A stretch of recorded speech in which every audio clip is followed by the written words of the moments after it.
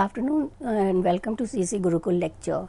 In today's lecture, as part of the series on kinship studies, I am going to today explain the culture of relatedness. This phrase culture of relatedness is a new approach to study of kinship which emerged post 1970s. So we will see through the lecture how the concept of understanding kin relations, the concept of understanding how people are related to each other kind of underwent change. So from the beginning in the 1930s with a focus on biology to the shift to understanding through marriage relations. Finally, after Schneider, that is David Schneider, study of American kinship, we have this concept of culture of relatedness, which becomes one of the crucial way of understanding kinship in contemporary time. So let us try to understand what are we doing in today's lecture. First, we are going to understand the concept of relatedness. And this concept of relatedness, as I have already said, is a new approach, is a new direction in kinship studies. So there is a historical transition in the way in which kinship relations has been studied. So from the evolutionary study of kinship being relegated to the study of primitive society, simple society, which was more or less a Western way of understanding kinship, to the whole understanding of homosexual relations, live-in relations, surrogacy, new reproductive technology. So there is a whole larger background to which we can see how there was an evolution of this concept of relatedness. And as we know, one of the objective of today's lecture is to understand how relatedness challenges theories of kinship. So the theories of kinship earlier, which was on biology, was kind of critiqued by a number of anthropologists and sociologists as being Western biased. So it was kind of believed that what anthropologist was telling in terms of kinship based on blood and marriage would be more or less very specific to Western society. When we move to non-Western society, then the amount of cultural specificity, that is the difference in one culture to the other, kind of tells us that the biological model or the descent model and the alliance model was restricted in understanding kinship relation. So, and the third thing that we are going to do in the lecture today is to try to understand how the concept of relatedness has been applied by anthropologists. And here I am going to talk in detail of a study done by Janet Carsten of the Malay kinship and try to understand the notion of kinship as a process, as a construct, as a cultural aspect, which is a part of everyday relation. It's not something which is fixed, but it kind of develops and gets constructed in everyday life. So first we'll try to understand the emergence of the concept of relatedness. So the early 90s, 80s, we know that kinship was kind of overhauled. There was a large amount of change in the kinship, because from 1960s onwards till 1970s, when David Schneider comes into the picture, people were kind of believe that everything has been studied about kinship. There's nothing left, and that is why David Schneider's work, What About Kinship, comes in, where he challenges the existing theories and says that these theories have been very restrictive, and therefore it was need to re-examine kinship studies. So when we look into the concept of kinship, relatedness marks a shift from the focus of understanding kinship from the purpose of biology or alliance, that is marriage relation, to understanding kinship as a cultural process. So David Schneider gives us the concept of kinship as culture, and there he says that the kinship is abstract. There is no fixed meaning to kinship. It would depend on the way in which people kind of give meaning to it.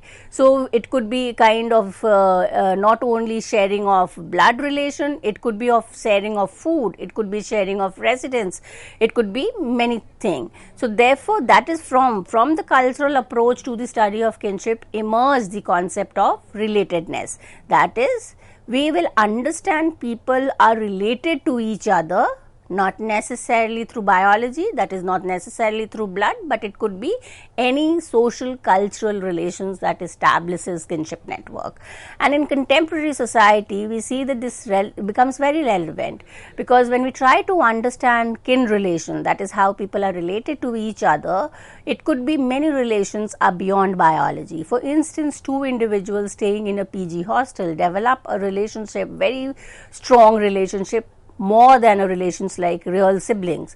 So that, how do we put into it? The two are not related through blood, they are not related through marriage, yet there is a relation between them, and that's what kinship of culture of relatedness tells us. So, but before we go into the understanding of culture of relatedness, let us try to understand the background, that is the cultural approach which led to the emergence of the concept of culture of relatedness. As I already said, that the cultural approach was the outcome of the work of David Schneider, who was studying the American kinship system, and he was trying to understand the family system in America, that is post-industrialized America, and was trying to figure out whether it could only be understood with reference to biology. And that is where he kind of gives us a critique, a detailed critique of the anthropological works of Radcliffe Brown, Malinowski, Morgan, and he will kind of gives us an understanding that these approaches were very biased in terms of understanding, and it is the biasness which kind of considers it to be a universal phenomena, whereas for Schneider it was a cultural specific thing, and the meaning of it would be changing.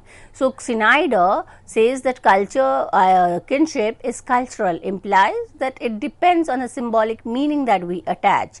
So if the sharing of the food is given a significant meaning, which we'll see how it happens in the Malay community, then people are related also by the fact that they are eating food from the same kitchen, or they are having milk from the same mother. So there is a kind of a sibling relationship between the two. So this approach, which is the cultural approach, is trying to focus on understanding kinship as an everyday experience. So we need to kind of differentiate cultural approach from the existing approach, where the biological or the alliance approach, the kinship was fixed. There was a universal meaning that those who share blood are related and those who are not are non-kin. So this was kind of leaving out a number of relatives who could be akin but could not be understood. So rather than considering kinship as fixed, as out there, as universal, the cultural approach tells us that it is something which is fluid. Why? Because the meaning that we are attaching changes from one society to another. So from cultural universal, the shift is to cultural specificity. That is, in every society, how we identify who are our relatives will depend on the meaning that we attach to that relations. So therefore, we see how there is a kind of shift from understanding the structure of kinship from a cultural specific perspective. So earlier, if we look into the work of Radcliffe Brown, Malinowski, Evans Pritchard, and they were all doing ethnographic study. These studies will tell us that they were looking at the social organization, that is how the society was structured, and the biological or the descent approach will tell us that it is structured around sharing of blood. Comes in Levi-Strauss and Louis Dumo, and they would argue that it is structured, society is structured around exchange of women. That's what Levi-Strauss tells us. Now, David Schneider kind of moves forward and says that it is not only blood and it's not only the marital relation, there is more to it, that there is a code of conduct, and that code of conduct is something which is different from culture to culture. So for David Schneider, kinship had to be understood in terms of norms, values, symbols. So the norms and values would be differing from society to society, and it is not necessary that in every society the blood relation would be given significance. It could be a kind of societies in which it would be other substance that could be used to recognize kin network. David Schneider pointed out that descent and alliance theories of kinship were not the only way of explaining, because as I already told you that when we look into kinship network through blood and marriage alliance, there are a number of relations, especially in the contemporary context. How would we look into live-in relation? How would we look into children being born out of eggs and sperm donation or through the process of surrogacy? So how do we conceptualize maternity where we have two mothers, one who is a surrogate and the other who will be actually the legal mother of the child? So these complex issues are not being able to be understood when we just go by the descent and alliance approach, and that there is where the significance of the cultural approach emerges. So from cultural approach we will see that this concept of relatedness, that is how people are related to each other beyond blood, beyond marital relation, becomes very significant, especially to understand kinship relations in many non-network societies. So this new kinship studies, that is post 1980s 90s, which is referred to as a new kinship study because there is a kind of expansion in the way we understand relations. There is an inclusion of technology, there is an inclusion of Western modern industrial society. So the assumption that kinship is a matter of social organization only in the simple society is kind of negated, and it becomes very important that kinship is as important as economic or political relation even in the advanced industrial society. Therefore, this post 1990s, it is referred as new kinship studies, and Schneider kind of gives in a new direction. Lot of new ways of looking at kinship relations emerges, and non-biological relation, that is those who are not necessarily related to blood or through marriage relations, become significant. So the new kinship studies highlights the new forms of kinship, and as I already said, most of them are in the context of the non-Western society. Now when we look into the emergence of the concept of relatedness, this concept becomes significant in the 1980s 90s post Schneider cultural approach. The term relatedness was used for the first time by an anthropologist by the name Janet Carsten. There is a female anthropologist who works in the University of Edinburgh, and her text, which becomes a classical text for understanding new kinship study, is titled Culture of Relatedness. And in this work, she kind of argues that kinship need not necessarily be understood to biology and reproduction.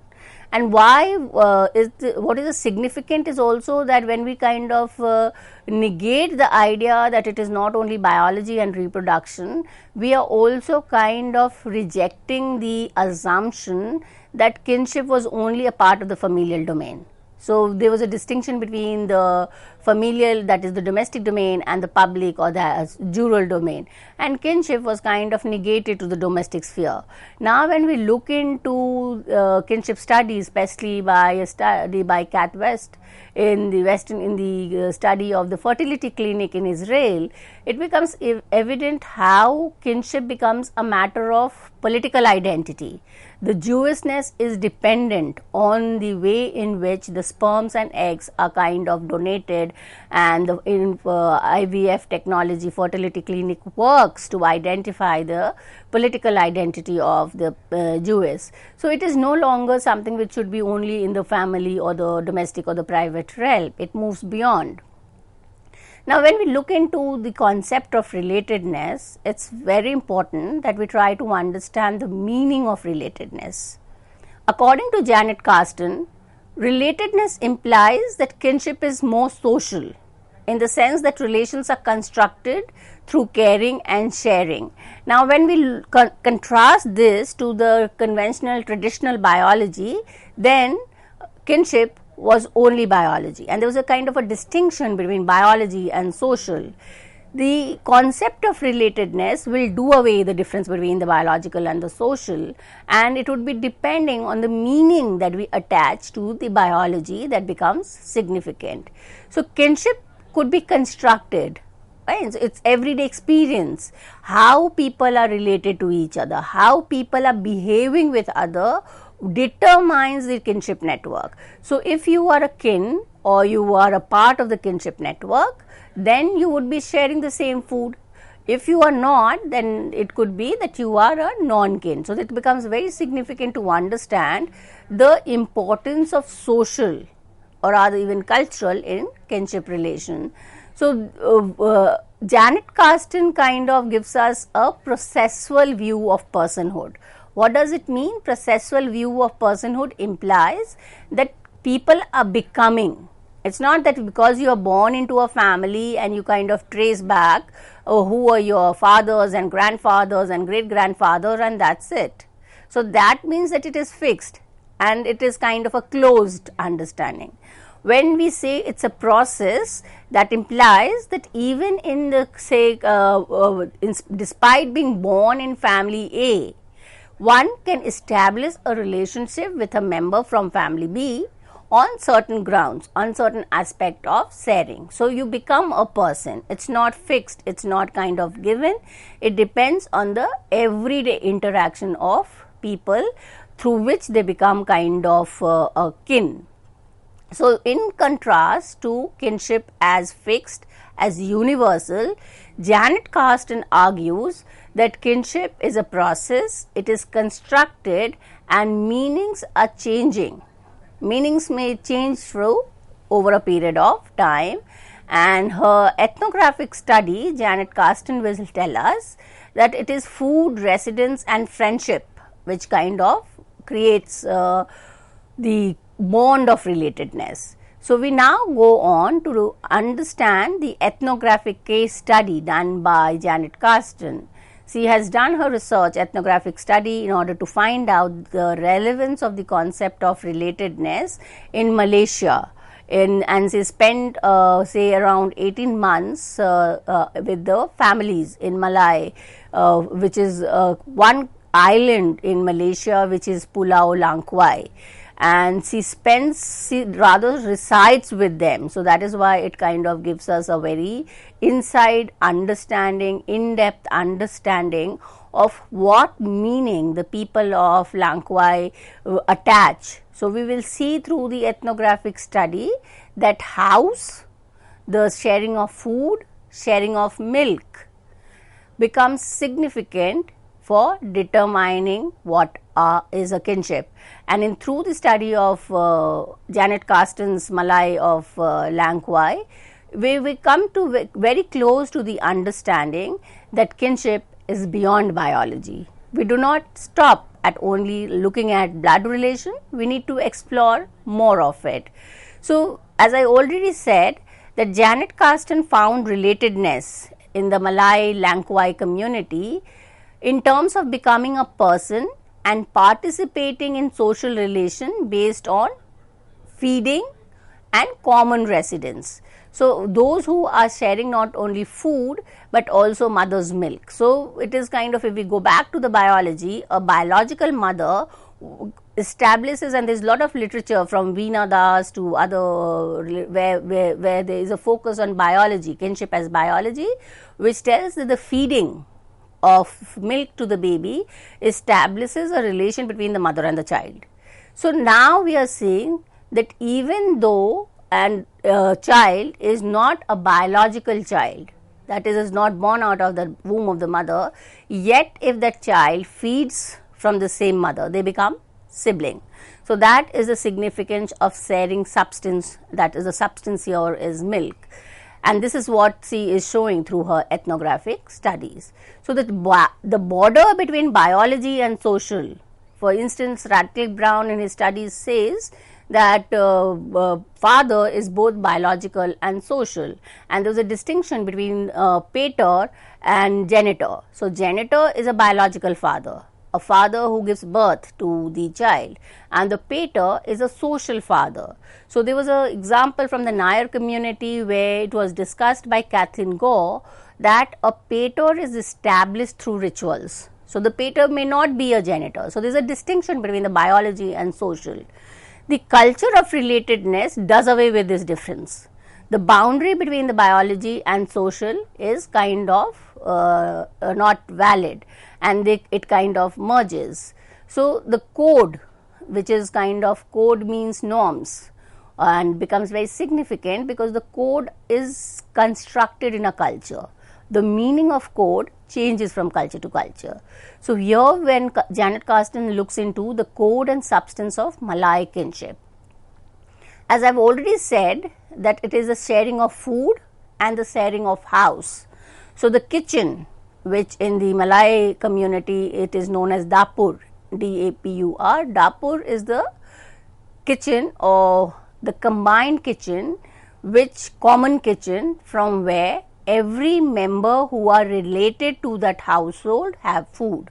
That is sharing, common residence and common food. That is, people who are eating together would be kind of considered as related to each other.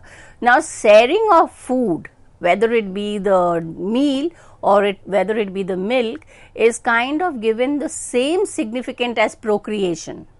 So the biological approach would say that procreation establishes a relation. Here, Janet Carsten would tell us that even prior to birth, kinship networks are established. So in that context, kinship is social because of commensality. Commensality is interdining, eating food together, and commensality, that is the sharing of food, is the code of establishing network. So it's not only procreation or reproduction which will kind of become the base for identifying that the two individuals are related, but here the sharing of food or commensality becomes the criteria for identifying kin network. So birth, which is the procreation which will establish the kind of a blood relation between father and the child or the mother and the child, is only the beginning of the process. The construct of the kinship network does not stop with procreation, it goes on. And in the process of growing up, in the process of kind of becoming from child to an adolescent to an old, we keep constructing. So there are so many people who come into our life and we establish a relationship. So it becomes relevant to understand the concept of relatedness, especially in the contemporary society, because we see that we have so many people whom we know, and some of them may be a colleague or maybe sharing a residence together or working together. We establish a relationship which is equally identified as a biological relation. They become very close to each other. They share the pain and they share the problems that they have. They come up for help to each other. So it would be very difficult to draw a line that so and so is a biological relation and so is a colleague or out of a certain relationship that is for. Therefore, according to Janet Carsten, kinship moves outside the process of reproduction and procreation. It's an ongoing process. It does not just end with birth and reproduction, but it is continues and the person becomes a kin. It's a process of becoming a person. So it kind of going on throughout the life, and especially also we need to understand this concept of relatedness in the contemporary society, where we see that there is so much of violence or conflict even among people who share the same blood. Brothers can be after the kind of into conflict with their own blood brother, that is their own siblings, because of several issues. It could be property, it could be several other issues, and there could be person who is not necessarily related through blood who becomes supportive. So it becomes very important to how do we look into people who are in our life, are not related through blood, are not related through marriage, yet are significant. So that network we understand through the concept of relatedness, and the notion of substance becomes important. That it is what is the substance that is common between the two, or between the people who are kind of considered as kin network. So in Malay community, the relatedness is kind of eating together becomes as significant as having common blood. So all those who are eating food from the common kitchen are kin, are those kind of siblings and are significant. So as I've already said, that some of the key principle of Malay kinship, the first is the house, that is a common residence.